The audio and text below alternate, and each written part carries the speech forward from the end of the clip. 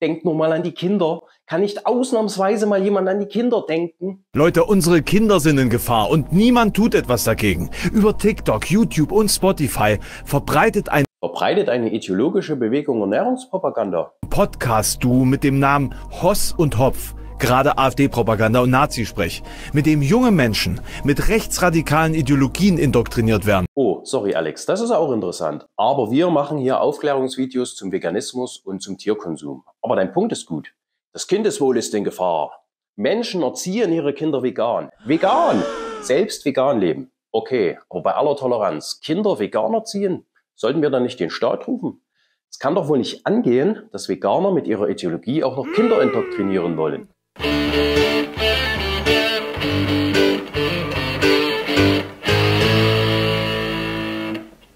Ich grüße euch. Wart ihr schon mal auf einem Bauernhof, auf dem Tiere gehalten werden? Als degenerierter und von der Natur entfremdeter Städter wollte ich mir das kürzlich mal anschauen. Als ich auf dem Bauernhof war, hatte ich eine nette Unterhaltung mit einer Erzieherin. Sie meinte zu mir, dass sie auf einem Bauernhof-Kindergarten arbeitet und hat mir ein bisschen was über ihre Kinder erzählt. Von Fatima, die sich um die Henne Lena kümmert, von Ahmed, der für die Kuh Helga sorgt, und von Kevin, der das Schwein Jumper ins Herz geschlossen hat. Die Kinder spielen mit den Tieren, aber sie sind auch verantwortlich für sie und müssen die Ställe sauber machen und die Tiere füttern. Die Erzieherin war ganz begeistert. Die Kinder lernen, dass Milch nicht von einer lila Kuh kommt und Fleisch nicht einfach so im Kühlregal wächst. Werden und Vergehen, Leben und Tod, das erfahren die Kinder hautnah, bis auf die Schlachtung selbst. Das sei dann doch zu viel Realität, meinte zumindest die Erzieherin. Das klingt doch gut, oder? Ich denke nicht. Was lernen Kinder, wenn sie auf einen Bauernhof gehen? Was lernen Kinder, wenn sie Meerschweinchen oder Wellensittiche in Käfigen halten? Was lernen Kinder, wenn sie in Zirkussen dressierte Elefanten und in Zoos eingesperrte Eisbären sehen? Was lernen Kinder, wenn sie Teil einer Jagd sind? Sie lernen, dass Tiere minderwertig sind. Sie lernen, dass es grundsätzlich in Ordnung ist, Tiere zu halten und zu töten. Sie lernen, dass menschliche Interessen über den Interessen von Tieren stehen. Der Tierkonsum zieht einen Großteil seiner Kraft aus der Beeinflussung von Kindern und Jugendlichen. Er ernährt sich davon, in die Gehirne junger Menschen einzudringen und dort seine Ideologie einer Wucherung gleich zu platzieren. Damit die Minderwertigkeit von Tieren so tief in den Köpfen der Kleinsten verankert ist, dass sie die Nutzung und Tötung von Tieren später als naturgegebenes Freiheitsrecht betrachten. Wir sagen Kindern, dass es normal ist, Tiere zu halten. Wir sagen Kindern, dass sie Eisen und Eiweiß aus tierlicher Nahrung benötigen. Wir sagen Kindern, dass der Tod nun mal zum Leben gehört.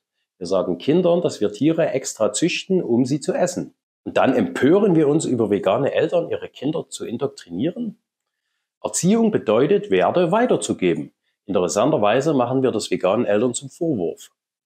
Nicht nur, dass wir damit veganen Eltern unterstellen, sich nicht um das Wohl ihrer Kinder zu sorgen, wir verkennen dabei auch, dass wir unsere Kinder im Sinne des Tierkonsums beeinflussen. Doch wenn es so natürlich ist, Tiere zu nutzen und zu töten, warum enthalten wir Kindern dann die Schlachtung vor? Geben wir damit nicht zu, dass im Umgang mit Tieren etwas falsch läuft? Das ist der Paradox. Auf der einen Seite ist es für uns selbstverständlich, Kindern Wurst, Milch und Eier zu geben. Auf der anderen Seite aber kämen wohl die wenigsten von uns auf die Idee, Kindern Aufnahmen aus der Massentierhaltung zu zeigen. Im Gegenteil, wenn vegane Aktive sich in der Stadt aufstellen und schweigend diese Aufnahmen zeigen, ernten sie Kritik. Denn das könnte ja Kinder verstören. Wie wäre es denn, die Zustände in der Tierhaltung zu beenden? Wie wäre es denn, Tiere nicht im eigenen Kot stehen zu lassen? Wie wäre es denn, Tiere weder zu halten noch zu schlachten? Für die Zustände sind nicht VeganerInnen verantwortlich. Wem es wirklich um das Wohl von Kindern geht, der setzt sich dafür ein, dass solche grausamen Bilder erst gar nicht entstehen. Und er nimmt Kinder auch nicht mit auf tierhaltende Bauernhöfe, auf die Jagd, in Zoos, in Zirkusse und zu Schlachtungen. Also ich war als Kind auch bei Schlachtungen und auf Jagden dabei. Mein Vater hat mir auch ab und an mal eine gepfeffert. Hat mir alles nicht geschadet. Der überempfindlichen Woken Gutmenschen habt doch vom realen Leben und von der Natur gar keine Ahnung mehr. Danke für diesen Beitrag, autoritärer Charakter. Kennt ihr eigentlich Leute, die ihre Kinder vegan erziehen? Erzieht ihr eure Kinder sogar selbst vegan? Schreibt mir gerne eure Erfahrungen zu dem Thema in die Kommentare. Wo sind sie eigentlich? Wo sind die ganzen mangelernährten veganen Kinder? Es gibt sie nicht. Alle 2 Jahre findet man mal Eltern, die ihr Kind nur von Orangen oder Zwiebeln und Wasser ernährt haben und nennen das vegane Ernährung. Die Empörung ist dann immer groß. Aber wenn vegan wirklich so gefährlich wäre, müsste man nicht immer diese absurden Fälle heranziehen. Stattdessen erzeugt man unnötig Ängste. Werden Kinder vegan ernährt, können die Entwicklung und die Gesundheit der Kinder Schaden nehmen. Können. Es liest sich, als wären Schäden bei veganer Ernährung unvermeidlich, als ob das alles nicht genauso passieren kann, wenn man Kinder nicht vegan ernährt. Und wir reden noch nicht mal vom Klischee Cola trinkender und Pommes essender Kinder. Wir sollten davon wegkommen, vegane Eltern und eine vegane Lebensweise unter Pauschalverdacht zu stellen. Im Gegenteil, Kindern Respekt vor Tieren vermitteln, Kindern erklären, warum Tiere ein Lebensrecht haben, Kindern wirkliche Begegnungen mit Tieren in Wäldern ermöglichen. Das ist Liebe zu Kindern, das ist Sorge um ihr Wohl, das ist Veganismus. Wenn euch das Video gefallen hat, dann denkt daran, dass jede Erziehung ideologisch ist und wir den Tierkonsum überwinden müssen.